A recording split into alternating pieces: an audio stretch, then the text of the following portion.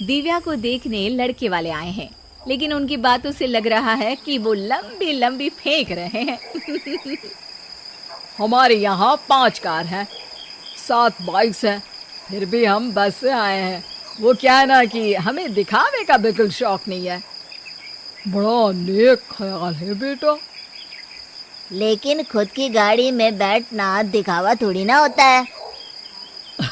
अरे हम दिल्ली से आए हैं, वहाँ पोल्यूशन बहुत है ना, तो हम गाड़ी में नहीं निकलते हैं। हाँ, ये उससे भी बड़ा नेक ख्याल है बेटा। लेकिन अगर आपको पोल्यूशन की इतनी चिंता है तो घर में 5 कार और 7 बाइक क्यों रखी है? अरे इतने पैसे हैं, फुर्सत में क्या करेंगे, कुछ ना कुछ खरीद लेते हैं। अभी पिछले ही हफ्ते एक हेलीकॉप्टर खरीदने का सोच रहा था। तो क्यों नहीं खरीदा? अरे उसके पंखे हवा ज़्यादा देते हैं, हमारी माँ को ठंड बहुत लगती है ना, अब बुजुर्गों का ध्यान रखना पड़ता है ना। अरे वाह वाह, ये तो बहुत बड़ा, ऊंचा और नेक ख्याल है। हम कैसे मान ले कि ये लोग झूठ नहीं बोल रहे हैं? अरे हमारा परिवार झूठ नहीं बोलता। दिल्ली शहर में किसी से भी पूछ लीजिएगा, हमारे बेटे का बड़े लोगों में उठना बैठना है। हाँ। अरे छोटो चुप रह, इतने बड़े लोग हैं, झूठ क्यों बोलेंगे। हमारी फैक्ट्री है, और ऐसी फैक्ट्री कि यहाँ ग्राहक आया, इधर सामान बनाया जल्दी जल्दी, और हम हर काम ना जल्दी करते हैं। हाँ वही तो, तब जल्दी जल्दी अपनी बेटी का हाथ हमारे बेटे के हाथ में दे दीजिए। दिव्या के पिताजी दिव्या के भाई छोटू की एक भी बात न मानते हुए दिव्या की शादी दिल्ली के इस फेंकू परिवार में करवा देते हैं। जब दिव्या ससुराल पहुंचती है तब आपकी कार्स और बाइक्स कहाँ है? मुझे बाहर जाना था किसी काम से। कार और बाइक्स? कौन सी कार और बाइक्स? अरे जब आप मुझे देखने आए थे तो कहा था ना कि आपके यहाँ 5 कार्स हैं और 7 बाइक्स हैं। हाँ हाँ, उस दिन थी, आज नहीं है। हैं? आज कहाँ गई? अरे जिनकी थी वो ले गए। मतलब वो आपकी नहीं थी? आपने तो कहा था हमारे घर पर है। हाँ घर पर थी, बाबूजी का एक पार्ट टाइम काम है, कार और बाइक धोने का। उस दिन घर पे 5 कार और 7 बाइक्स थी तो बोल दिया था। अरे झूठ थोड़ी ना बोला है, जैसा था वैसा बोल दिया। और वो हेलीकॉप्टर खरीदने वाली बात, वो झूठ थी क्या? अरे बिल्कुल नहीं, शहर में एक नई कंपनी आई है पंखे की, जिसके पंखे बड़े हैं।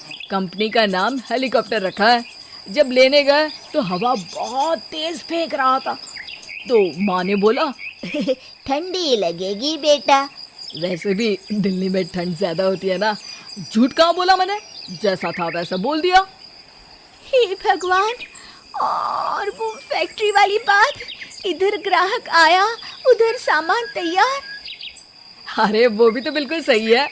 मेरा ना पानी पूरी का ठेला है, इधर ग्राहक आता है उधर पानी पूरी बना देता हूँ। अरे झूठ कहाँ बोला, जैसा था वैसा बोल दिया। हे राम, मेरे तो करम फूट गए। आपने तो कहा था कि आप लोगों का बड़े लोगों में उठना बैठना है। अरे है तो, पहले मैं बहुत बड़े लोगों के यहाँ नौकर था। जब भी कोई गलती करता तो वो मुझसे उठक बैठक लगवा देते। हो गया ना बड़े लोगों में उठना बैठना। दिव्या अपने साथ हुए धोखे पर रोने लगती है और ठान लेती है कि वो ससुराल वालों को लाइन पर लाकर ही रहेगी और उनकी ये झूठ बोलने वाली आदत छुड़वा कर रहेगी। आप लोग खाने में क्या लेंगे? करेला खा लूंगा। अरे मुझे तो टिंडे खाने हैं। कद्दू खाऊंगा। अच्छी बात है, खाने की टेबल पर मिलते हैं।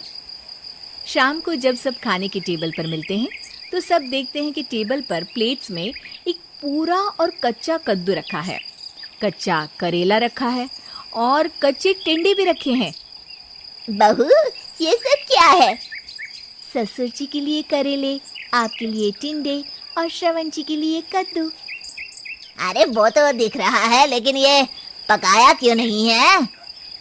आप लोगों ने पकाने को तो नहीं कहा था, बस मैंने पूछा था क्या खाएंगे, तो आपने ये कहा था कि करेले, टिंडे और कद्दू खाने वाले हैं। ये क्या मजाक है दिव्या, तुम झूठ बोल रही हो। अरे मजाक कहाँ है, आपने कहा कद्दू खाएंगे तो खाइए, ऐसी थोड़ी ना कहा था कि पका हुआ खाएंगे। और वो आप क्या कहते हैं, जैसा था वैसा बोल दिया, झूठ कहाँ बोला मैंने। दिव्या की बात सुनकर, समझकर सब शर्मिंदा हो जाते हैं और उन्हें अपने किए और झूठ बोलने की आदत पर पछतावा होता है। दिव्या समझदारी दिखाते हुए उन्हें सच के रास्ते पर चलने और किसी से मजाक में भी झूठ ना बोलने की सीख देती है और उनके काम में मदद करके उनके काम को और बड़ा बनाने में मदद करने लग जाती है।